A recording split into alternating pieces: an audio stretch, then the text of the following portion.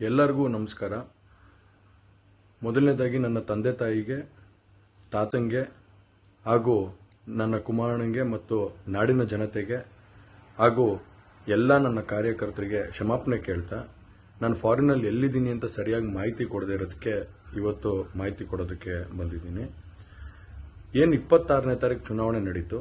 26ನೇ ತಾರೀಕು ಚುನಾವಣೆ ನಡೆದಂಥ ಸಂದರ್ಭದಲ್ಲಿ ಅವತ್ತು ನನ್ನ ಮೇಲೆ ಯಾವುದೇ ರೀತಿ ಒಂದು ಪ್ರಕರಣ ಆಗಲಿ, ಯಾವುದೇ ಒಂದು ಕೇಸ್ ಆಗಲಿ ಏನೂ ಇರಲಿಲ್ಲ. SITನೂ ಕೂಡ ರಚನೆ ಆಗಿರಲಿಲ್ಲ. ಈ 26ನೇ ತಾರೀಕು ನಾನು ಫಾರಿನ್ಗೆ ಹೋಗೋದು ಕೂಡ ಇದು ಮುಂಚೆನೇ ಪ್ರೀ ಪ್ಲಾನ್ ಆಗಿತ್ತು.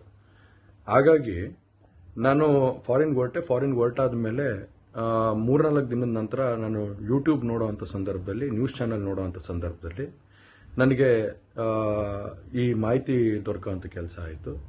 ಮಾಹಿತಿ ದೊರಕಿದ ಮೇಲೆ ನಂತರ SITನೂ ಕೂಡ ಏನು ಒಂದು ನೋಟಿಸ್ ಕೊಡೋವಂಥ ಕೆಲಸ